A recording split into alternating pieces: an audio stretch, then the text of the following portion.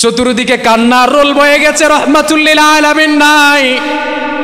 একথা শোনার পরে সবাই একসাথে কান্না করছে। ওদিকে আবু বকর কান্না যে করছে এটা কাউকে দেখাচ্ছে না। আবু বকর সে উমর রাদিয়াল্লাহু তাআলা আনহু পাগলের মতো দৌড়াচ্ছেন, পাগলের মতো দৌড়িয়ে দৌড়িয়ে বলতেছেন যে রাসূলুল্লাহর হাতে হাত বায়াতবদ্ধ হয়ে ঈমান এনেছিলাম, আজকে সেই রাসূল পৃথিবী থেকে চলে গেছে, এই কথা কেউ বলতে পারবে না।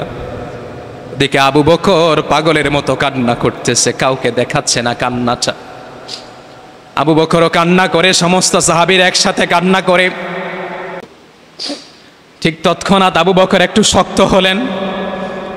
আবু বকর একটু শক্ত হয়ে বললেন, সবাই যেভাবে কান্না করছে এভাবে যদি আমি আবু বকরও কান্না করতে থাকি, রসুলের দাফন হবে কিভাবে, রসুলের জানাজা হবে কিভাবে? আবু বকর একটু শক্ত হলেন।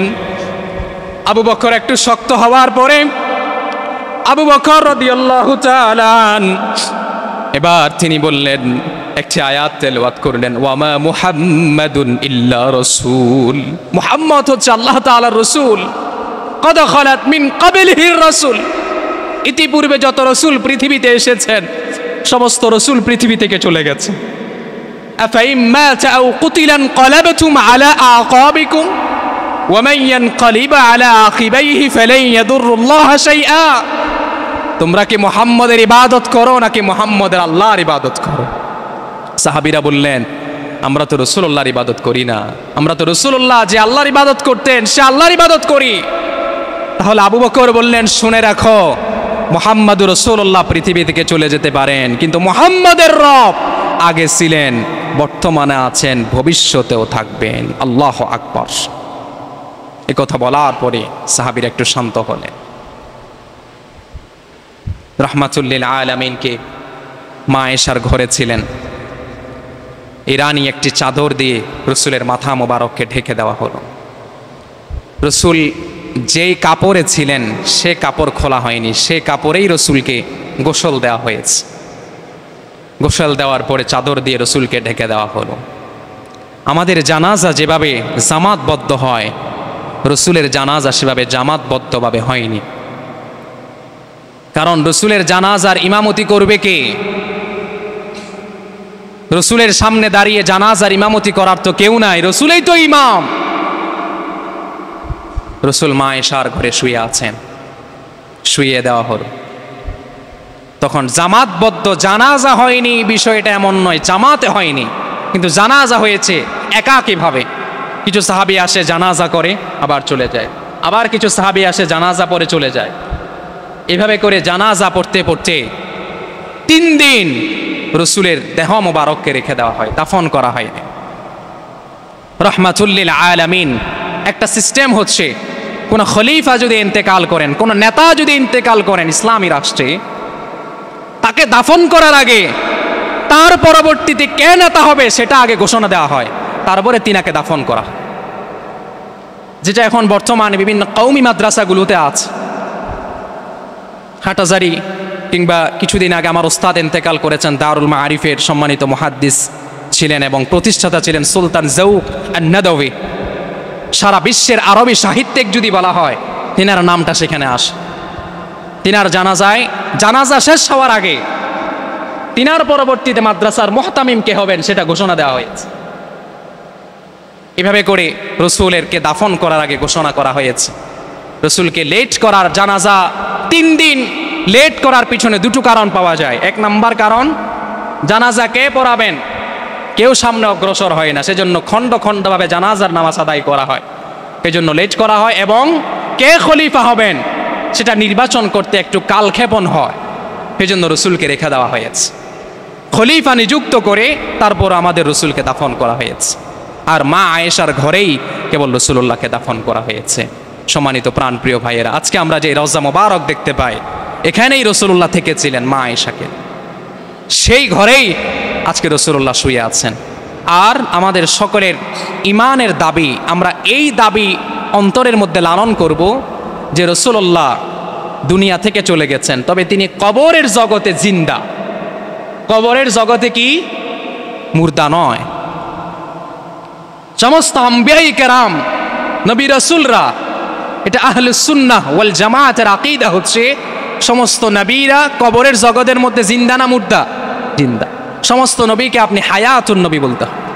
اليوم أكملت لكم دينكم وأتممت عليكم نعمتي ورضيت لكم الإسلام دينا। নবী করিম সাল্লাল্লাহু আলাইহি ওয়াসাল্লাম আরাফার ময়দানে বিদায় হজের ভাষণ শেষ করার সাথে সাথে আল্লাহ তাআলা আয়াত নাযিল করে দিলেন, আজকের এই দিনে আমি দ্বীনকে পরিপূর্ণ করে দিলাম, আমার নিয়ামতকে পরিপূর্ণ করে দিলাম, আমার ইসলামকে পরিপূর্ণ করে দিলাম। আজকের এই দিনের পরে কেউ যদি ইসলামের ভিতরে আর কিছু অনুপ্রবেশ করাতে চায়, অর্থাৎ কেউ যদি মনে করে ইসলামে যা আছে তা আমার ভালো লাগে না, আমার মন গড়া কিছু ইসলামের মধ্যে প্রবেশ করিয়ে দেই, বরং সে হয়ে যাবে গোমরাহের অন্তর্ভুক্ত। আর যারা মনে করবে ইসলামে যা আছে তা আমার ভালো লাগুক আর নাই লাগুক এটাই সঠিক, এটাই ইসলাম, এটা আমার রসুলের দেখানো পথ, এভাবে করে যে মেনে নিতে পারবে, রসুল্লাহ ঘোষণা করেছেন, আল্লাহ আয়াত নাজিল করে রসুলের উপরে জানিয়ে দিয়েছেন, কেবল সেই হয়ে গেল ইসলামের ধারক, ইসলামের বাহক এবং ইসলামকে পরিপূর্ণভাবে মান্যকারী হচ্ছে সেই একান্ত ব্যক্তি হয়ে গেল। সুবহানাল্লাহ। সম্মানিত ভাইয়েরা, কি বুঝতে পারলেন এতটুকুর ভিতরে? কিছু ইনফরমেশন সেখানে আছে। নবী করিম সাল্লাল্লাহু আলাইহি ওয়াসাল্লাম জীবনে যতবার রমাদান পেয়েছেন কখনো এই ইতিকাফ ছাড়েন নাই, কিন্তু সেই বছর নবী করিম সাল্লাল্লাহু আলাইহি ওয়াসাল্লাম রমাদানের ইতিকাফ করেছেন 20 দিন, অর্থাৎ প্রথম 10 দিন বাদ দিয়ে মাঝের 10 দিন এবং পরবর্তী 10 দিন, অর্থাৎ শেষ 20 দিন নবী করিম সাল্লাল্লাহু আলাইহি ওয়াসাল্লাম মসজিদে কাটিয়েছেন। যে বছর তিনি পৃথিবী থেকে বিদায় হয়ে যাবেন, যে বছর তিনার ওফাত হবে, যে বছর তিনার ইন্তেকাল হবে, সে বছর তিনি লাগাতার 20 দিন ইতিকাফ করেছেন। সেটা হচ্ছিল হিজরতের যে হিজরি বর্ষ এখন আমরা গণনা করছি, সে হিজরি বর্ষ অনুযায়ী সেটা ছিল 10ম হিজরি। সেই বছর নবী করিম সাল্লাল্লাহু আলাইহি ওয়াসাল্লাম লাগাতার 20 দিন ইতিকাফ করেছেন। এবং নবী করিম সাল্লাল্লাহু আলাইহি ওয়াসাল্লাম ওফাতের আগে উহুদের ময়দানে গেলেন। উহুদের ময়দানে গিয়ে নবী করিম সাল্লাল্লাহু আলাইহি ওয়াসাল্লাম তিনি উহুদবাসীর জন্য দোয়া করলেন। উহুদের ময়দানে গিয়ে বললেন, এই উহুদবাসীরা, এই উহুদের ময়দানে উহুদের যুদ্ধ সংগঠিত হয়েছে। এই যুদ্ধে উহুদের প্রান্তরের আশেপাশে অনেক সাহাবীর কবর রয়েছে। রাসূল সাল্লাল্লাহু আলাইহি ওয়াসাল্লাম তাদের জন্য প্রাণ ভরে দোয়া করলেন যে তোমরাই ছিলে আমার সঙ্গী, তোমরা যদি আমার সঙ্গী না হতে আজকে আমি ইসলামকে জিন্দা করতে পারতাম না। তোমরা আজকে আমার সঙ্গী থাকার কারণে আমি ইসলামকে জিন্দা করেছি। এই উহুদের ময়দানে শুয়ে থাকা আমার সাহাবীরা, তোমাদের উপর আল্লাহর রহমত বর্ষিত হোক, আমিন বলেন। এভাবে করে দোয়া করেছে। এবং নবী করিম সাল্লাল্লাহু আলাইহি ওয়াসাল্লাম উহুদের ময়দান থেকে এসে মিম্বারে আরোহণ করলেন। মিম্বারে আরোহণ করে নবী করিম সাল্লাল্লাহু আলাইহি ওয়াসাল্লাম বলেছেন, ইন্নী ফুরাতুল লাকুম। নবী করিম সাল্লাল্লাহু আলাইহি ওয়াসাল্লাম বলছেন, আমি তোমাদের যাত্রীদের প্রধান। ওয়া আনা শাহীদুন আলাইকুম, আমি তোমাদের সাক্ষীদাতা। এবং বললেন, ওয়া ইন্নী ওয়াল্লাহি লা আনজুরু ইলা হাউদিয়াল আন। রাসূল আল্লাহর কসম করে বলছেন, আমি হাউজে কাউসারের যে পেয়ালা আল্লাহ তাআলা আমাকে হাতে দিবেন, আমি রাসূলুল্লাহ সেই হাউজে কাউসারের পেয়ালা দেখতে পাচ্ছি। সুবহানাল্লাহ বলবেন না? অর্থাৎ রাসূল এতগুলো কথার মাধ্যমে বারবার বুঝাচ্ছেন যে তিনি পৃথিবী থেকে চলে যাবেন। আমাকে যে আল্লাহ তাআলা হাউজে কাউসার দিবেন, আমি সে হাউজে কাউসার দেখতে পাচ্ছি। এবং রাসূল বলেছেন, ওয়া ইন্নী উতিতু মাফাতিহু খাযাইনিল আরদ। রাসূল বলেছেন, আল্লাহ তাআলা আমাকে জমিনের যত খাজানা আছে, জমিনের যত সম্পদ আছে, আল্লাহ তাআলা সমস্ত সম্পদ আমার হাতের মধ্যে দিয়েছেন। আমার হাতের মধ্যে দিয়ে আল্লাহ তাআলা বলেছেন, হে নবী মুহাম্মদ, তুমি কি দুনিয়া চাও নাকি আমি আল্লাহর দিদার চাও? যদি তুমি দুনিয়া চাও তাহলে তোমাকে আমি আল্লাহ তাআলা দুনিয়ার সবচেয়ে ধনাঢ্য ব্যক্তি বানিয়ে দিব, সমস্ত খাজিনা আমি তোমাকে দিয়ে দিব। তুমি কি চাও? নবী করিম সাল্লাল্লাহু আলাইহি ওয়াসাল্লাম বলেছেন, ও আল্লাহ তাআলা, দুনিয়াতে আমি 63 বছর আছি বর্তমানে। তুমি আমাকে দুনিয়াতে অনেক সম্পদ দিয়েছিলে, কিন্তু আমি সমস্ত সম্পদ আল্লাহ তাআলার রাহে সব কিছু দান করে দিয়েছি। কিছু সম্পদও আমার কাছে নাই, শুধু এখন আমার কাছে আছে আমার কিছু মেয়ে। এগুলো ছাড়া আমার কাছে এখন আর আমার কোনো সম্পদ নাই। ও আল্লাহ তাআলা, তুমি আমার সম্পদ দিও না, বরং আমি দুনিয়ার কোনো সম্পদ চাই না। আমি রাসূলুল্লাহ সরাসরি তোমার দিদার চাই। তোমার দিদারে আমি ধন্য হতে চাই, আর দুনিয়াতে থাকতে চাই না। সুবহানাল্লাহ কি বলবেন না? নবী করিম সাল্লাল্লাহু আলাইহি ওয়াসাল্লাম ঠিক তৎক্ষণাৎ একটি ভবিষ্যৎবাণী করেছেন। হাদিসটি এসেছে বুখারীতে। নবী করিম সাল্লাল্লাহু আলাইহি ওয়াসাল্লাম বলেছেন, ওয়া ইন্নী ওয়াল্লাহি মা আখাফু আলাইকুম আন তুশরিকু বাদি। নবী করিম সাল্লাল্লাহু আলাইহি ওয়াসাল্লাম বলেছেন, আমার ভয় হয় আমি যদি পৃথিবী থেকে চলে যাই, আমার উম্মতরা দেখা যাবে আল্লাহর সাথে কাউকে শরীক করবে। এটার মাধ্যমে রাসূল আরেকটু খোলাসা করলেন, আরেকটু স্পর্শ করলেন, ওয়ালাকিন্নী আখাফু আলাইকুম আন তানাফাসু ফিহা। নবী করিম সাল্লাল্লাহু আলাইহি ওয়াসাল্লাম বলছেন, আমার ভয় হয় আমি চলে গেলে আমার উম্মত সম্পদের প্রতিযোগিতা করবে, আল্লাহকে ভুলে যাবে। রাসূলুল্লাহকে আল্লাহ সমস্ত সম্পদ দিলেন, সম্পদকে লাথি মারলেন, দরকার নেই। কিন্তু রাসূল বললেন, আমি যেই দুনিয়াকে লাথি মেরেছি, আমার ভয় হয় আমার উম্মত সেই দুনিয়াকে লাথি মারতে পারবে না। আমার উম্মত সেই দুনিয়াকে আলিঙ্গন করবে। আমার উম্মত আখিরাতের তুলনায় দুনিয়াকে বেশি ভালোবাসবে। এজন্য আমার খুব ভয় হয় আমার উম্মতের কি অবস্থা হবে। আজকে কিন্তু তাই, আমাদের আখিরাতের 24 ঘন্টার ডেইলি রুটিনে দুনিয়াকে যত বেশি কল্পনা করি, আখিরাতকে তার 1% কল্পনা করি না। অর্থাৎ 23 ঘন্টা যদি দুনিয়া নিয়ে কল্পনা করি, 1 ঘন্টা আমরা কেউ আখিরাত নিয়ে কল্পনা করি না, 1 ঘন্টাও করি না। এটা রাসূলের ভবিষ্যৎবাণী তিনি করেছেন। নবী করিম সাল্লাল্লাহু আলাইহি ওয়াসাল্লাম মিম্বার থেকে নেমে গেলেন। এই কথাগুলো বলে তিনি মিম্বার থেকে নেমে গিয়ে এবার তিনি তো চলে গেলেন জান্নাতুল বাকির ভিতরে। জান্নাতুল বাকির কবরস্থানে রাসূল গেলেন। রাসূল গিয়ে জান্নাতুল বাকির মধ্যে শুয়ে থাকা সাহাবীদেরকে সালাম করলেন।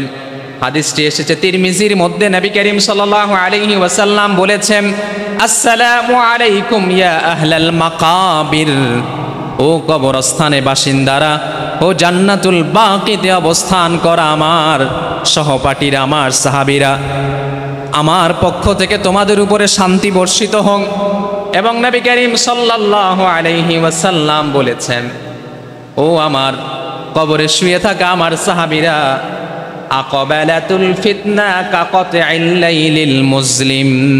ও আমার সাহাবীরা, আমার মনে হচ্ছে দুনিয়াতে যেই মানুষ এখনো জিন্দা আছে তাদের তুলনায় তোমরা কবরের মধ্যে ভালো আছো। এই কথা বলার পরে সেটা রাসূল স্পষ্ট করলেন কেন ভালো আছে সেটা। নবী করিম সাল্লাল্লাহু আলাইহি ওয়াসাল্লাম বলেছেন, ইয়াত্তাবিউ আখিরুহা উলাহা ওয়াল আখিরাতু শাররু মিনাল উলা। রাসূল বলছেন, আগের তুলনায়, অর্থাৎ যেই সময় চলে গেছে সেই সময়ের তুলনায় সামনের সময়টা হচ্ছে অত্যন্ত ভয়ঙ্কর, অত্যন্ত খারাপ। অর্থাৎ আগের প্রজন্ম থেকে পরবর্তী প্রজন্মের মানুষগুলো খুব বেশি খারাপ হবে। ও আমার সাহাবীরা, তোমরা হচ্ছে আগের প্রজন্ম, আর তোমরা কবরে চলে গেছো। আমার মনে হচ্ছে তোমরা কবরেই খুব ভালো আছো। আগামীর প্রজন্ম যারা আসবে তারা বিগত প্রজন্ম থেকে পরবর্তী প্রজন্ম হবে সবচেয়ে খারাপ, ঘোষণা করেছেন মুহাম্মাদুর রাসূলুল্লাহ। এটা কি সত্য না মিথ্যা? এটা রাসূল বলে গিয়েছে।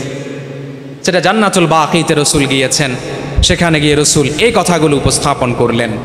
সম্মানিত প্রাণপ্রিয় ভাইরা, শুধু তাই নয়, নবী করিম সাল্লাল্লাহু আলাইহি ওয়াসাল্লাম জান্নাতুল বাকি থেকে তিনি আসলেন। আসার পরে নবী করিম সাল্লাল্লাহু আলাইহি ওয়াসাল্লাম একটি কথা বললেন, ইন্না বিকুম লালাহিকুন। রাসূল জান্নাতুল বাকির দিকে লক্ষ্য করে বললেন, এই জান্নাতুল বাকির মধ্যে শুয়ে থাকা আমার সাহাবীরা, তোমরা টেনশন করবে না, আমি কিছুদিনের ভিতরেই তোমাদের সাথে মিলিত হয়ে যাব। সুবহানাল্লাহ বলেন। আল্লাহু আকবার। রাসূল তাদেরকে সান্ত্বনা দিচ্ছেন, অর্থাৎ এই কথা বলার মাধ্যমে রাসূল আমাদেরকে বুঝালেন তিনি পৃথিবীতে আর থাকবেন না, তিনি চলে যাবেন। এবার নবী করিম সাল্লাল্লাহু আলাইহি ওয়াসাল্লামের ওফাতের আগে আস্তে আস্তে রাসূল অসুস্থর দিকে ধাবিত হলেন। সেটা ছিল একাদশ হিজরি। একাদশ হিজরির 19 সফর সোমবার। 19 সফর থেকে নবী করিম সাল্লাল্লাহু আলাইহি ওয়াসাল্লামের অসুস্থতার দিন শুরু হতে লাগলো। নবী করিম সাল্লাল্লাহু আলাইহি ওয়াসাল্লাম এক সাহাবী ইন্তেকাল করার কারণে তাকে জান্নাতুল বাকিতে দাফন করা হবে, আর রাসূল সেই সাহাবীর জানাজা পড়ানোর জন্য জান্নাতুল বাকিতে গেলেন। সেই জানাজা পড়িয়ে আসার সময় রাসূল অসুস্থ হয়ে পড়লেন। প্রচণ্ড গায়ে জ্বর চলে আসলো, এত বেশি উত্তাপ গায়ের, এত বেশি গাটা গরম হয়ে গেল। মা আয়েশা বলছেন, রাসূলের কপালের মধ্যে আমি একটা জলপট্টি দিয়েছিলাম, ওই জলপট্টিটা এত বেশি গরম হয়েছে, জলপট্টি গরম হয়ে জলপট্টির বাইরে আমি দেখেছি ধোঁয়া বের হচ্ছে, অর্থাৎ এত বেশি রাসূল অসুস্থ হয়ে গিয়েছেন। রাহমাতুল লিল আলামিন খুব বেশি অসুস্থ হয়েছেন। এই অসুস্থের দিন একদিন দুই দিন নয়, দীর্ঘ প্রায় 13 থেকে 14 দিন এভাবে রাসূল জ্বরের মধ্যে ছিলেন। বর্তমান জমানায় থার্মোমিটার বের হয়েছে, আপনি চেক করতে পারেন জ্বর কত ডিগ্রি হলো। তখন থার্মোমিটার ছিল না, আপনি শুধু এটাই কল্পনা করেন জলপট্টির উপর দিয়ে যদি ধোঁয়া বের হয় তাহলে কি পরিমাণ জ্বরে রাসূল আক্রান্ত হতে পারেন। কত বেশি কষ্ট পেয়েছেন আমার আপনার রাসূল রাহমাতুল লিল আলামিন। খুব বেশি অসুস্থ হয়ে পড়েছেন, এত বেশি কষ্ট পাচ্ছেন। পাশে আছেন তার স্ত্রীর আর কেউ নাই। আপনারা তো জানেন জন্মের আগেই তো চলে গেছে বাবা, তারপরে চলে গেছেন মা, তারপরে চলে গেছেন দাদা, তারপরে চলে গেছেন চাচা, তারপরে চলে গেছেন রাসূলের কাছের স্ত্রী মা খাদিজা, অর্থাৎ তিনি আর কেউ নাই, শুধু পাশে আছেন স্ত্রীরা। রাহমাতুল লিল আলামিন দীর্ঘ 13 থেকে 14 দিন অসুস্থ থাকার পরে রাহমাতুল লিল আলামিন এবার মৃত্যুর যখন শেষ সপ্তাহ, অর্থাৎ মৃত্যুর আর 7 দিন বাকি আছে, 7 দিন বাকি থাকা অবস্থায় রাসূল বলেছেন, আইনা আনা গাদান, আইনা আনা গাদান। রাসূল নিজের ঘরে আরাম ফরমাচ্ছেন একজন বিবির নিকটে, আর রাসূল বলছেন, আমি আগামীকাল কার বাসায় থাকব, আমি আগামীকাল কোন স্ত্রীর ঘরে থাকব, আমি আগামীকাল কোন স্ত্রীর ঘরে থাকব। এটা বলার কারণে রাসূল যখন বারবার বলতেছেন, অন্য অন্য স্ত্রীরা বুঝে গেছেন রাসূল মা আয়েশার ঘরে থাকতে চাচ্ছেন।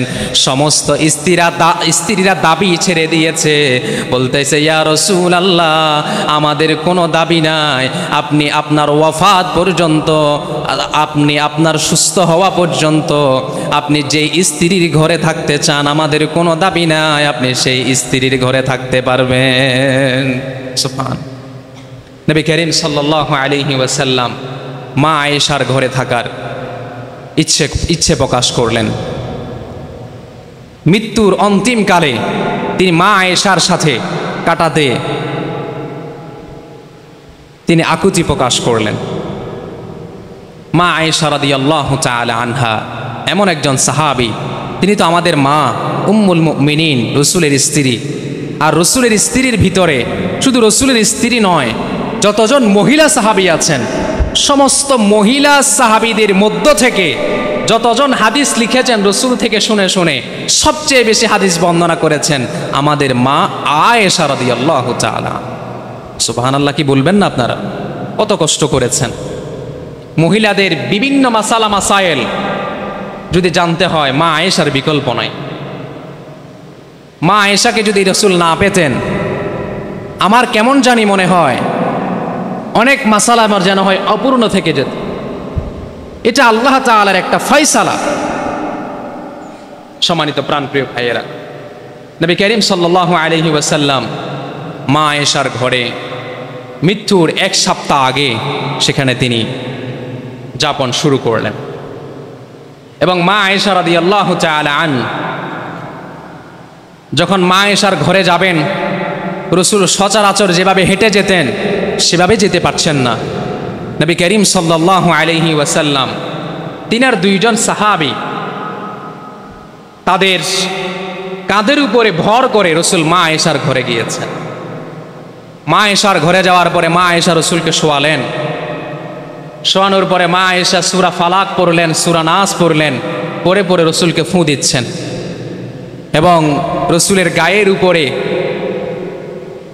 জলপট্টি দিয়ে দিচ্ছেন, পানি ঢালতেছেন, রসুলের পা মুবারক পানির মধ্যে ভিজিয়ে রাখছেন, রসুলের হাত মুবারক পানির মধ্যে ভিজিয়ে রাখছেন এবং নবী করিম সাল্লাল্লাহু আলাইহি ওয়াসাল্লাম মা আয়েশাকে বলতেছে, ও আমার স্ত্রী আয়েশা, আমার কেন জানি মনে হচ্ছে যদি আমাকে বেশি পানি দিয়ে যদি তোমরা একটু গোসল করিয়ে দাও আমার মনে হয় একটু ভালো লাগবে, আমাকে একটু ঠান্ডা পানি দিয়ে গোসল করিয়ে দাও।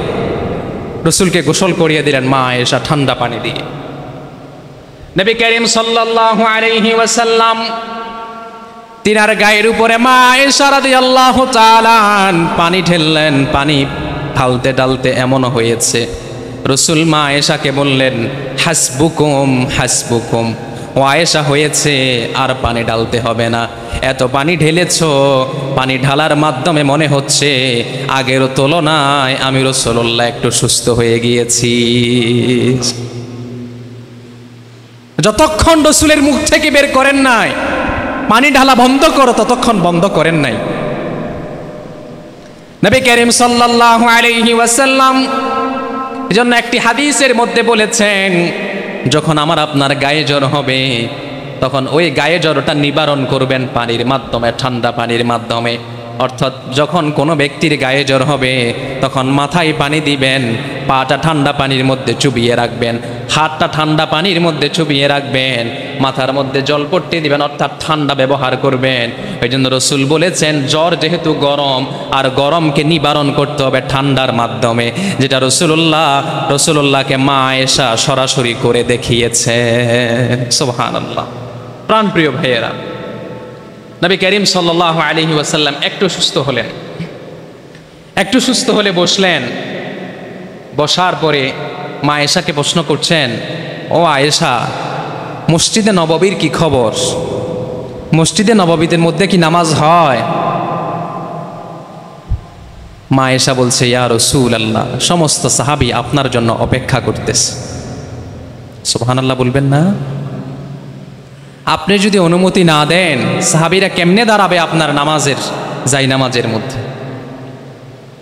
আপনি যদি অনুমতি না দেন কি আবু বকর, কি ওমর, কি ওসমান, কি আলী রিদওয়ানুল্লাহি তাআলা আলাইহিম আজমাইন কেউ তো সামনে যাবে না ইয়া রাসূলুল্লাহ।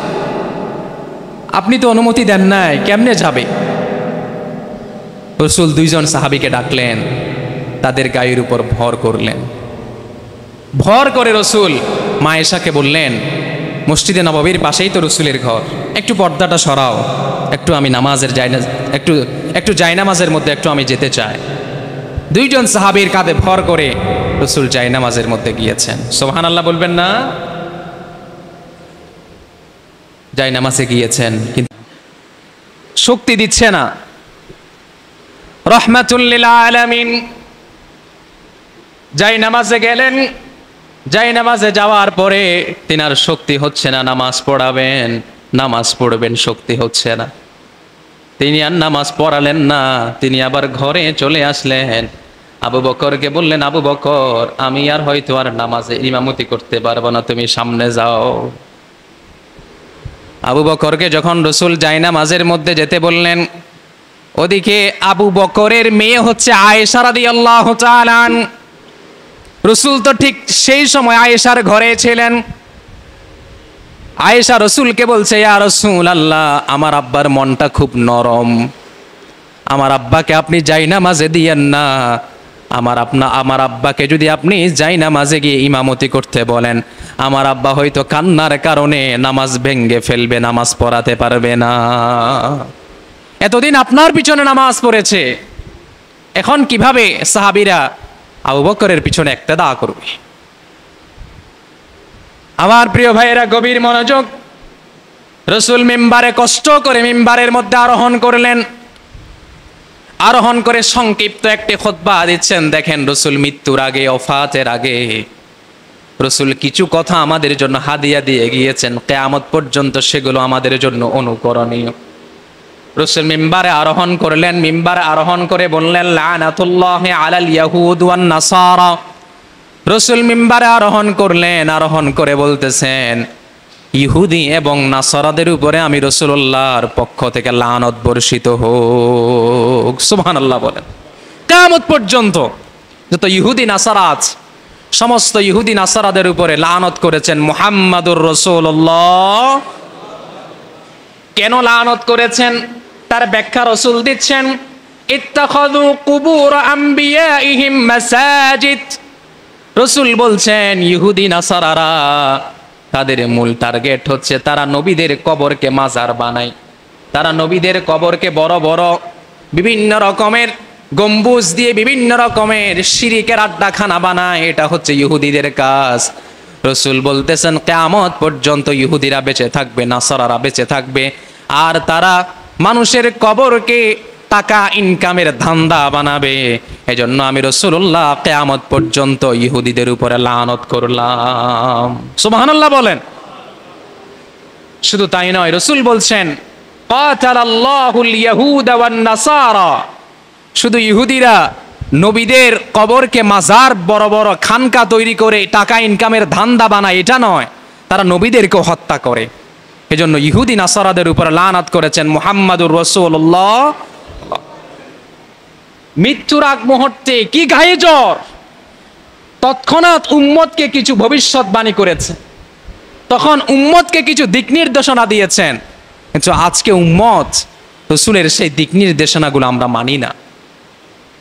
নবী করিম সাল্লাল্লাহু আলাইহি ওয়াসাল্লামের গায়ে প্রচন্ড তাপ। ওই প্রচন্ড তাপ থাকা সত্ত্বেও নবী করিম সাল্লাল্লাহু আলাইহি ওয়াসাল্লাম এই লানতের কথা বলে তিনি মিম্বর থেকে নামলেন। মিম্বর থেকে নামার পরে তিনি যোহরের সালাতের ইমামতি করলেন। যোহরের সালাতের ইমামতি করার পরে নবী করিম সাল্লাল্লাহু আলাইহি ওয়াসাল্লাম এতক্ষণ যে কথাগুলো বললেন, যে লানতের কথাগুলো বললেন, যে উপদেশগুলো দিলেন, সেটা রসুল আবার সাহাবীদেরকে পুনরাবৃত্তি করলেন, আবার শোনালেন। বলে, সাহাবীরা, আমি যা বলেছি তা কিন্তু মনে রাখবে আজীবন। আর কিয়ামত পর্যন্ত আমার যত সাহাবী আসবে, আমার যত উম্মত আসবে, সমস্ত উম্মতদেরকে তোমরা এই কথা লিখার মাধ্যমে পৌঁছিয়ে দিবে। সম্মানিত প্রাণপ্রিয় ভাইয়েরা, নবী করিম সাল্লাল্লাহু আলাইহি ওয়াসাল্লামের এই অন্তিমকালীন এই মুহূর্তে মা আয়েশার ঘরে তো রসুল আছেন। ঠিক মা আয়েশা রসুলকে খুব সান্ত্বনা দিচ্ছেন, খুব সেবা শুশ্রূষা করতে লাগলেন। কিন্তু নবী করিম সাল্লাল্লাহু আলাইহি ওয়াসাল্লামের এই গায়ে জ্বর কিছুক্ষণ কমে, আবার কিছুক্ষণ বেড়ে যায়। নবী করিম সাল্লাল্লাহু আলাইহি ওয়াসাল্লাম এই গায়ে জ্বর বাড়তেই লাগলো। ঠিক তখন নবী করিম সাল্লাল্লাহু আলাইহি ওয়াসাল্লাম সাহাবীদেরকে বললেন, ও আমার সাহাবীরা, আমি হয়তো আর তোমাদের সামনে দাঁড়িয়ে আর ইমামতি করতে পারবো না। আমি না থাকলে তোমরা আবু বকরকে ইমামের কাতারে, ইমামের মর্যাদায় আসীন করে দিও। আমার জায়নামাজে আবু বকরকে দাঁড় করায়া দিও, আর আবু বকরের পিছনে তোমরা নামাজটা পড়িও। নবী করিম সাল্লাল্লাহু আলাইহি ওয়াসাল্লাম প্রচণ্ড গায়ে জ্বর, বিছানায় শুয়ে আছেন। সাহাবীরা নামাজের জন্য অপেক্ষা করছেন, রসুল আসতে পারছেন না। রসুল মা আয়েশাকে বললেন, ঘরের যে জিলবাব আছে, যে পর্দা আছে, সেটা একটু সরাও, আমি একটু দেখি আমার সাহাবীদের কি খবর। দেখে সমস্ত সাহাবীরা বসে আছে। মা আয়েশাকে বললেন, ও আয়েশা, খবর দাও যেন আমার সাহাবীরা আমার জন্য অপেক্ষা না করে, যেন তারা আবু বকরের ইমামতিতে সালাত আদায় করে নেয়। আবু বকর রাদিয়াল্লাহু তাআলা বারবার সামনে যেতে চান, কিন্তু আবার সামনে গেলেও আবার পিছনে চলে আসেন, মন টানে না যদি রসুল আসেন। আবু বকর ইমামতির কাতারে বসলেন, জায়নামাজে বসলেন, জায়নামাজে বসে দেখেন রসুল নিচের হাত মোবারক দিয়ে পর্দাটা সরিয়েছেন। আবু বকর মনে করেছে রসুল আসবে, এ কথা মনে করে আবু বকর সাথে সাথে পিছনে চলে গেলেন। মা আয়েশাকে রসুল বলছেন, আবু বকরকে বলে দাও তোমার বাবাকে বলো আমি আসতে পারবো না তিনাকে নামাজের ইমামতি করার জন্য। আবু বকর নামাজের ইমামতি করলেন। ইমামতি করার মাধ্যমে নামাজ সমাপ্ত হলো। এভাবে হাদিসের মধ্যে পাওয়া যায় রসুলের জীবদ্দশায় হযরত আবু বকর রাদিয়াল্লাহু তাআলা 13 থেকে 14 ওয়াক্ত নামাজের ইমামতি করেছেন। সুবহানাল্লাহ। নবী করিম সাল্লাল্লাহু আলাইহি ওয়াসাল্লাম যখন সাকরাতের বিছানায় যখন শুয়ে আছেন, নবী করিম সাল্লাল্লাহু আলাইহি ওয়াসাল্লাম ঠিক তৎক্ষণাৎ তিনি বলছেন, আল্লাহুম্মা আইন্নি আলা গামারাতিল মাউত ওয়া সাকরাতিল মাউত ইন্না লিল মাউতি লাসাকরান। ও আল্লাহ, তুমি আমাকে মৃত্যুর সাকরাত থেকে বাঁচাও। ও আল্লাহ তাআলা, অবশ্যই এই মৃত্যুর সাকরাত আছে, যেই কারোই এই মৃত্যুর সাকরাত গ্রহণ করতে হবে। ও আল্লাহ, এই মৃত্যুর যে একটা কঠিন ভয়ঙ্কর যে একটা আযাব আছে, ওই আযাব থেকে তুমি আমাকে বাঁচিয়ে দাও। এই দোয়া করলেন এবং সাথে সাথে নবী করিম সাল্লাল্লাহু আলাইহি ওয়াসাল্লাম একটি দোয়া করলেন। এই দোয়া করার পরে রাসূল বলছেন, আসসালাত আসসালাত, উম্মতেরা নামাজ। ও আমার উম্মত নামাজ, ও আমার উম্মত নামাজ, নামাজ ছাড়বে না। আর যাই হোক, যখন রসুল পৃথিবী থেকে চলে যাবেন তখন রসুল বলছেন, আসসালাত আসসালাত, উম্মত নামাজ। যতই ব্যস্ততা থাকুক না কেন, যতই সমস্যা থাকুক না কেন, উম্মত নামাজ ছাড়া যাবে না। কিন্তু আমরা আজকে রসুলের উম্মত, নিজেকে আশেকে দাবি করি, আশেকে রসুল দাবি করি, নামাজ পড়ি না। এমন আশেকে রসুল আছে না নাই? নিজেকে যদি আশেকে রসুল দাবি করতে হয়, এক নাম্বার যে দায়িত্ব সেটা হচ্ছে কি বলেন নাকি? এবং রসুল বলেছেন, ওয়ামা মালাকাত আইমানুকুম, আমার উম্মতেরা নিকটস্থ দাস দাসীদের সাথে ভালো আচরণ করবে। আপনার দায়িত্বশীল যে আপনি দোকানের মালিক, আপনার কর্মচারীদের সাথে ভালো আচরণ করুন। আপনার ঘরের মধ্যে বুয়া আছে, বুয়ার সাথে ভালো আচরণ করুন। অর্থাৎ আপনার নিকটস্থ যত কর্মচারী দাস দাসী আছে সবগুলোর সাথে আপনি ভালো আচরণ করুন। এই দুটি কথা রসুল ওফাতের আগে বলে গিয়েছেন আমাদেরকে। ও আমার ভাইয়েরা, রাহমাতুল লিল আলামিন এই দুইটা কথা বললেন। দুইটা কথা বলার পরে আবার মা আয়েশাকে বললেন, ও আয়েশা, মসজিদে নববীতে কি নামাজ হয়? বলে, ইয়া রাসূলুল্লাহ, নামাজ হচ্ছে। বলে, একটু আমাকে দেখার সুযোগ দাও। রসুল দেখলেন আবু বকর ইমামতি করছে, সাহাবীরা নামাজ পড়ছেন। রসুল এই দৃশ্য দেখে খুশি হয়ে গেছেন। রসুল বলছেন, এই নামাজকেই তো প্রতিষ্ঠা করার জন্য উহুদের ময়দানে, বদরের ময়দানে, তায়েফের ময়দানে, খন্দকের ময়দানে, সমস্ত যুদ্ধের ময়দানে, অনেক যুদ্ধের মধ্যে নিজের রক্ত ঝরিয়েছে, অনেক যুদ্ধের ময়দানে আমার হেলমেট ভেঙে ফেলেছে, অনেক যুদ্ধের ময়দানে আমার দান মোবারক শহীদ করেছে। আজকে মনে হচ্ছে এতগুলো কষ্ট আমি রাসূলুল্লাহর সার্থক হয়ে গেছে। খুশি হয়েছেন রসুল নামাজ পড়ার কারণে। আমরা যারা নামাজ পড়ি না, এই নামাজ না পড়ার মাধ্যমে কষ্ট পাচ্ছেন মুহাম্মাদুর রাসূলুল্লাহ। এই নামাজকে প্রতিষ্ঠা করার জন্য এত কষ্ট তিনি করলেন, আজকে সেই নামাজে আমরা পড়ি না। প্রাণ প্রিয় মুসল্লি ভাইয়েরা, অতএব এই নামাজ আমাদেরকে অবশ্যই পড়তে হবে এবং যারা পড়ি না নিয়ত করতে হবে এই নামাজ বেঁচে থাকতে কখনো ছাড়বো না ইনশাআল্লাহ। নবী করিম সাল্লাল্লাহু আলাইহি ওয়াসাল্লামের ওফাতের 3 দিন আগে নবী করিম সাল্লাল্লাহু আলাইহি ওয়াসাল্লাম জাবের থেকে একটা হাদিস রসুল বর্ণনা করেছেন। রসুল বলেছেন, জাবের হাতে কলমে লিখেছে, রাসূল বলেছেন, আলা লা ইয়ামুতু আহাদুন মিনকুম ইল্লা ওয়া হুয়া ইউহসিনুজ যান্না বিল্লাহ। রাসূল বলেছেন, তোমরা মৃত্যুর প্রতি আগে সুধারণা পোষণ করো, তারপরে মৃত্যুবরণ করো। এই হাদিসের মাধ্যমে বুঝাচ্ছেন, আমি আপনি যে মৃত্যুবরণ করব, মৃত্যুর আগে প্রস্তুতি নেন। প্রস্তুতি ছাড়া কবরে যাওয়া যাবে না, আগে প্রস্তুতি নেন। প্রস্তুতি নিয়ে যদি কবরে যেতে পারি, আমার আপনার জন্য যিনি জান্নাতকে বাজেট করেছেন তিনি কে?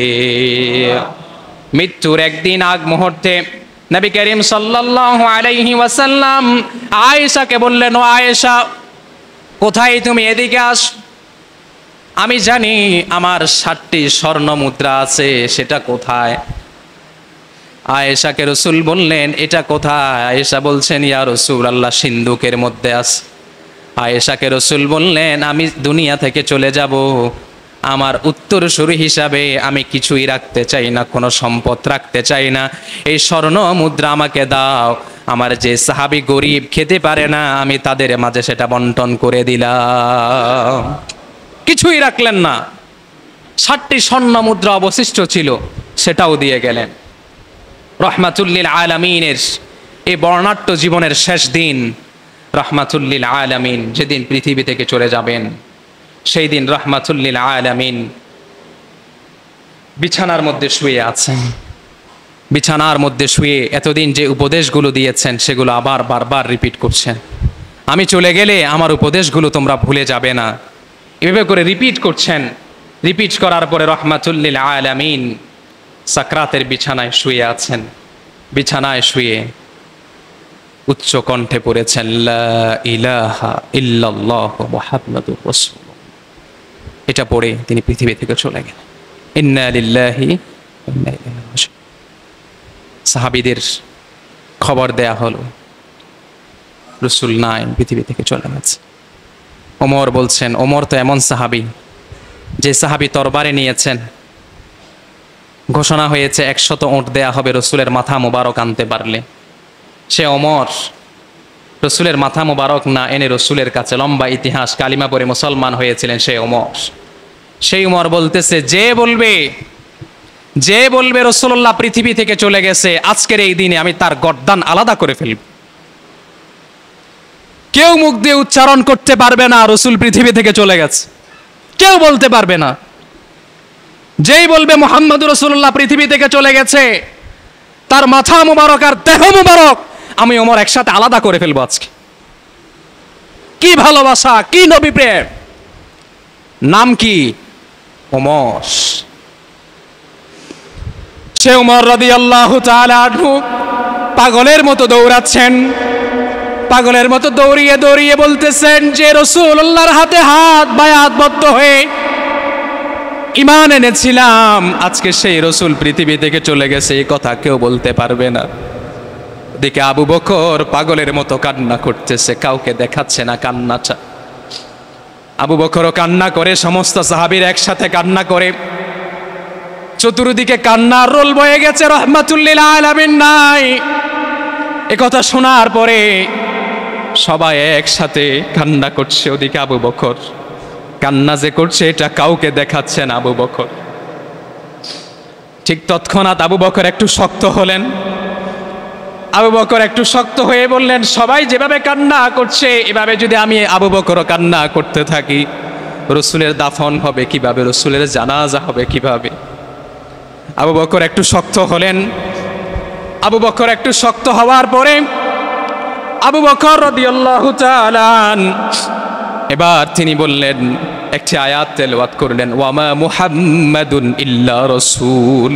মুহাম্মদ হচ্ছে আল্লাহ তাআলার রাসূল। কদ খালাত মিন ক্বাবলিহির রাসূল। ইতিপূর্বে যত রাসূল পৃথিবীতে এসেছেন, সমস্ত রাসূল পৃথিবী থেকে চলে গেছে।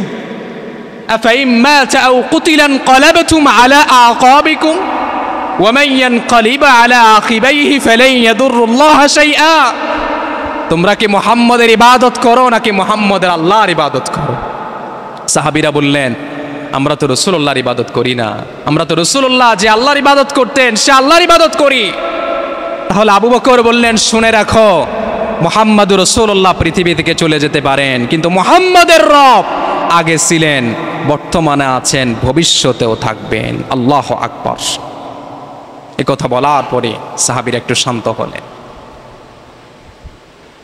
রাহমাতুল্লিল আলামিনকে মা আয়েশার ঘরে ছিলেন, ইরানি একটি চাদর দিয়ে রসুলের মাথা মোবারককে ঢেকে দেওয়া হলো। রসুল যেই কাপড়ে ছিলেন সে কাপড় খোলা হয়নি, সে কাপড়েই রসুলকে গোসল দেওয়া হয়েছে। গোসল দেওয়ার পরে চাদর দিয়ে রসুলকে ঢেকে দেওয়া হলো। আমাদের জানাজা যেভাবে জামাতবদ্ধ হয়, রসুলের জানাজা সেভাবে জামাতবদ্ধভাবে হয়নি। কারণ রসুলের জানাজার ইমামতি করবে কে? রসুলের সামনে দাঁড়িয়ে জানাজার ইমামতি করার তো কেউ নাই, রসুলেই তো ইমাম। রসুল মা আয়েশার ঘরে শুয়ে আছেন, শুয়ে দেওয়া হলো। তখন জামাতবদ্ধ জানাজা হয়নি বিষয়টা এমন নয়, জামাতে হয়নি, কিন্তু জানাজা হয়েছে একাকীভাবে। কিছু সাহাবী আসে জানাজা করে আবার চলে যায়, আবার কিছু সাহাবী আসে জানাজা পড়ে চলে যায়। এভাবে করে জানাজা পড়তে পড়তে 3 দিন রসুলের দেহ মোবারককে রেখে দেওয়া হয়, দাফন করা হয়নি। রাহমাতুল্লিল আলামিন একটা সিস্টেম হচ্ছে, কোন খলিফা যদি ইন্তেকাল করেন, কোন নেতা যদি ইন্তেকাল করেন ইসলামী রাষ্ট্রে, তাকে দাফন করার আগে তার পরবর্তীতে কে নেতা হবে সেটা আগে ঘোষণা দেওয়া হয়, তারপরে তিনাকে দাফন করা হয়। যেটা এখন বর্তমানে বিভিন্ন কওমি মাদ্রাসাগুলোতে আছে। হাটাজারি কিংবা কিছুদিন আগে আমার ওস্তাদ ইন্তেকাল করেছেন, দারুল মাআরিফের সম্মানিত মুহাদ্দিস ছিলেন এবং প্রতিষ্ঠাতা ছিলেন সুলতান যৌক আন-নাদওয়ী। সারা বিশ্বের আরবি সাহিত্যিক যদি বলা হয় তিনার নামটা সেখানে আসে। তিনার জানাজা শেষ হওয়ার আগে তিনার পরবর্তীতে মাদ্রাসার মুহতামিম কে হবেন সেটা ঘোষণা দেওয়া হয়েছে। এভাবে করে রসুলেরকে দাফন করার আগে ঘোষণা করা হয়েছে। রসুলকে লেট করার, জানাজা 3 দিন লেট করার পিছনে 2টো কারণ পাওয়া যায়। 1 নম্বর কারণ, জানাজা কে পড়াবেন, কেউ সামনে অগ্রসর হয় না, সেজন্য খণ্ড খণ্ডভাবে জানাজার নামাজ আদায় করা হয়, এজন্য লেট করা হয়। এবং কে খলিফা হবেন সেটা নির্বাচন করতে একটু কালক্ষেপণ হয়, এজন্য রসুলকে রেখে দেওয়া হয়েছে। খলিফা নিযুক্ত করে তারপর আমাদের রসুলকে দাফন করা হয়েছে। আর মা আয়েশার ঘরেই কেবল রসুলুল্লাহকে দাফন করা হয়েছে। সম্মানিত প্রাণপ্রিয় ভাইয়েরা, আজকে আমরা যে রওজা মোবারক দেখতে পাই, এখানেই রসুলুল্লাহ থেকেছিলেন মা আয়েশাকে, সেই ঘরেই আজকে রসুলুল্লাহ শুয়ে আছেন। আর আমাদের সকলের ইমানের দাবি, আমরা এই দাবি অন্তরের মধ্যে লালন করব যে রসুলুল্লাহ দুনিয়া থেকে চলে গেছেন, তবে তিনি কবরের জগতে জিন্দা। কবরের জগতে কি মুর্দা নয়। সমস্ত আম্বিয়ায়ে কেরাম, নবী রাসূলরা, এটা আহলুস সুন্নাহ ওয়াল জামাতের আকীদা হচ্ছে সমস্ত নবীরা কবরের জগতের মধ্যে জিন্দা না মুর্দা? জিন্দা। সমস্ত নবীকে আপনি হায়াতুন নবী বলতে। প্রাণ প্রিয় ভাইয়েরা, এক এক করে প্রায় দীর্ঘ 22টি পর্বে আমরা এই রসুলুল্লাহর 63 বছরের হায়াতে জিন্দিগিকে সংক্ষিপ্তভাবে আলোচনা করেছি। আল্লাহ তাআলার কাছে আমরা কাকুতি মিনতি বাক্যে আল্লাহর কাছে বলতে চাই, আল্লাহ তাআলা যেন আমাদেরকে পরিপূর্ণভাবে রসুলের জীবনীকে অনুসরণ করে রসুলের যেন আশেক হয়ে দুনিয়াতে থাকতে পারি, এবং মৃত্যুর পরে যেন এই জীবনী যে আমরা শুনেছি, এই জীবনী যে আমরা বলেছি, এর উসিলা করে আল্লাহ তাআলা যেন কাল কিয়ামতের ময়দানে আমাদের প্রত্যেকের জন্য রসুলের সুপারিশকে যেন ওয়াজিব করে দেন। বলেন আমিন। যারা সুন্নত পড়েন নাই 4 রাকাত সুন্নত পড়েন। ونستعينه ونستغفره ونؤمن به ونتوكل عليه ونعوذ بالله من شرور أنفسنا ومن سيئات أعمالنا من يهده الله فلا مضل له ومن يضلله فلا هادي له ونشهد أن لا إله إلا الله وحده لا شريك له ونشهد أن سيدنا وحبيبنا ومولانا محمد الذي أرسله بالحق بشيرا ونذيرا وداعيا إلى الله بإذنه وسراجا وقمرا منيرا أما بعد فقد قال الله تعالى في كلامه المجيد والفرقانه الحميد أعوذ بالله من الشيطان الرجيم بسم الله الرحمن الرحيم إن الله وملائكته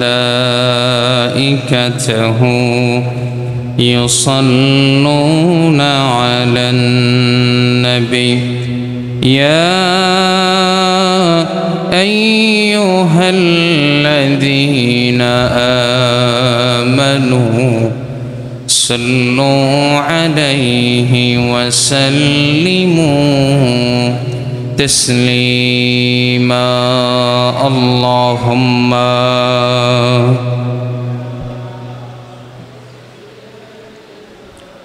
مولانا محمد وعلى آل سيدنا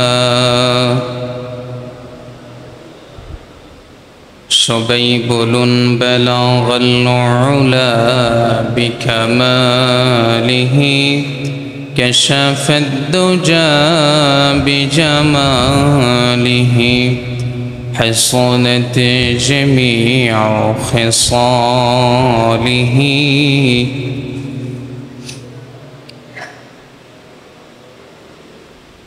উপস্থিত সম্মানিত প্রাণপ্রিয় শ্রদ্ধাভাজন মুসল্লিয়ানি করম মুরব্বিয়ানি আজম সমবয়সী যুবক ভাইয়েরা স্নেহের ছোট ভাইয়েরা সর্বোপরি আজ জিলকদ মাসের তৃতীয় জুমার আলোচনা যারাই শ্রবণ করছেন আলোচনার শুরু লগ্নে আমরা সবাই মিলে আল্লাহ তাআলার দরবারে শুকরিয়া আদায় করি যিনি আমাকে আপনাকে সুস্থ শরীর নিয়ে আল্লাহর ঘর মসজিদে আসার তৌফিক দিয়েছেন এবং কোরআন এবং হাদিসের আলোকে কিছু কথা বলবার এবং শুনবার যিনি তৌফিক দিয়েছেন সে আল্লাহ তাআলার দরবারে জবান খুলে প্রাণবন্ত আওয়াজে সবাই বলছি আলহামদুলিল্লাহ। লক্ষ কোটি দুরুদ এবং সালামের হাদিয়া পেশ করছি আমাদের নবী নবিয়ুনা ওয়া সাইয়্যিদুনা ওয়া হাবিবানা মুহাম্মাদুর রাসূলুল্লাহ সাল্লাল্লাহু আলাইহি ওয়াসাল্লামের রওজা আতহারে আল্লাহুম্মা সাল্লি আলাইহি আল্লাহুম্মা বারিক আলাইহি। সম্মানিত প্রাণ প্রিয় মুসল্লি ভাইয়েরা, আমরা নবী করিম সাল্লাল্লাহু আলাইহি ওয়াসাল্লামের জীবনীর উপরে দীর্ঘ প্রায় 21টি জুমাতে আলোচনা করেছেন। আজকের জুমা হবে সর্বশেষ জুমা। এই বিষয়ের উপরে আজকের জুমাতে আমরা সর্বশেষ আলোচনা করবার চেষ্টা করব এবং আজকের হবে 22তম পর্ব এবং শেষ পর্ব। গত জুমাতে আমরা নবী করিম সাল্লাল্লাহু আলাইহি ওয়াসাল্লামের বিদায় হজ্জের ঐতিহাসিক ভাষণ শুনেছিলাম, যেটা নবী করিম সাল্লাল্লাহু আলাইহি ওয়াসাল্লাম সময়গত সাহাবীদেরকে লক্ষ্য করে তিনি যে একটি সংক্ষিপ্ত ভাষণ দিয়েছিলেন সেটা আমরা শুনেছিলাম। আজকে আমরা আল্লাহ তাআলা যদি তৌফিক দেয় আমাকে বলবার এবং আপনাদেরকে শুনবার, আজকের এই রাসূলের হায়াতে জিন্দেগির 63 বছরের এত লম্বা আলোচনা, যে হায়াত পেয়েছিলেন 63 বছর, কিন্তু 63 বছর হায়াত পেলেও তিনার 63 বছরের হায়াতে জিন্দিগি যদি আমরা আলোচনা করা শুরু করি, এরকম 63 বছর না, আরও কয়েক 163 বছর গেলেও শেষ করা যাবে না পরিপূর্ণভাবে। আমরা যেটা আলোচনা করেছি এটা অতি সংক্ষিপ্তভাবে আলোচনা করেছি, নাহলে রসুলের যে শান, রসুলের যে মান, রসুলের যে ইজ্জত, রসুলের যে আজমত, এটা আমরা কখনোই আলোচনা করে শেষ করতে পারবো না। শুধুমাত্র সংক্ষিপ্তভাবে আমরা যেন রসুলকে জানতে পারি, এজন্য আমরা সংক্ষিপ্তভাবে আলোচনা করবার চেষ্টা করেছি। আজকের পর্বে আমরা আলোচনা করব নবী করিম সাল্লাল্লাহু আলাইহি ওয়াসাল্লামের ওফাত, জানাজা এবং দাফন, এই তিনটি বিষয়ের উপর আমরা কথা বলবো ইনশাআল্লাহ। পৃথিবীতে যত মানুষ আগমন করেছে কেউই থাকতে পারেনি। নবীরা পৃথিবী থেকে চলে গেছেন, উলিয়ারা পৃথিবী থেকে চলে গেছেন। মানে যারাই নিজেকে দাবি করবে আমি মানুষ, মৃত্যুর স্বাদ গ্রহণ করতেই হবে। অবশ্যই অবশ্যই এই মৃত্যুর স্বাদ সবাইকে আস্বাদন করতেই হবে, বিকল্প কোনো মাধ্যম নেই। ঠিক তেমনিভাবে আমাদের নবী সাল্লাল্লাহু আলাইহি ওয়াসাল্লাম, তিনি হচ্ছেন এমন একজন নবী, তিনি হচ্ছেন নবীদেরও নবী।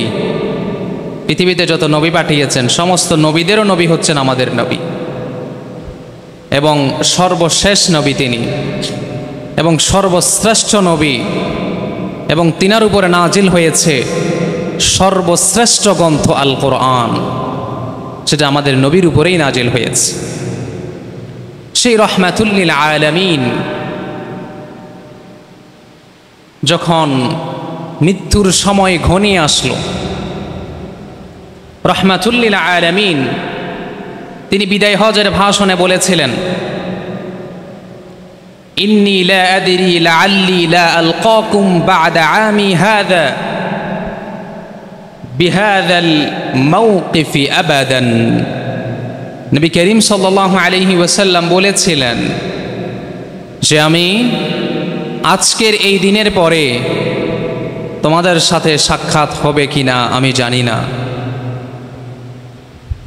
আজকের এই দিনের পরে তোমাদের সাথে হয়তো আমার আর সাক্ষাৎ হবে না। এবং বলেছিলেন খুযু আন্নী মানাসিকাকুম, আমি যে তোমাদেরকে হজের সিস্টেমগুলো বলে দিচ্ছি, তোমরা এই হজের সিস্টেমগুলো লিখে রাখো, জেনে রাখো। ফালাআল্লি লা আহাজ্জু বা'দা আমী হাযা, কারণ আমি চলে যাওয়ার পরেও কিয়ামত পর্যন্ত যে তোমরা হজ করবে, এই হজ নিজের মন গড়া পদ্ধতিতে করলে হবে না, বরঞ্চ আমি নবী মুহাম্মদুর রাসূলুল্লাহ, মুহাব্বতে বলেন সাল্লাল্লাহু আলাইহি ওয়াসাল্লাম, আমি যেভাবে হজ করছি তোমাদেরকে দেখাচ্ছি করে করে, কিয়ামত পর্যন্ত যত মানুষ হজ করবে আমার সিস্টেমে করতে হবে। এজন্য তোমরা হজ আমি যেভাবে করতেছি সেটা তোমরা লিখে রাখো, যেন আমার মতো তোমরা কিয়ামত পর্যন্ত হজ করতে পারো। সুবহানাল্লাহ। সম্মানিত প্রাণপ্রিয় মুসল্লি ভাইয়েরা, এভাবে করে নবী করিম সাল্লাল্লাহু আলাইহি ওয়াসাল্লাম যে পৃথিবী থেকে চলে যাবেন, সেটার আরেকটা নিদর্শন নবী করিম সাল্লাল্লাহু আলাইহি ওয়াসাল্লাম আরাফার ময়দানে বিদায় হজের ভাষণ দিয়েছেন। আর সেই ভাষণ শেষ হওয়ার পরে আল্লাহ তাআলা আয়াত নাজিল করেছেন,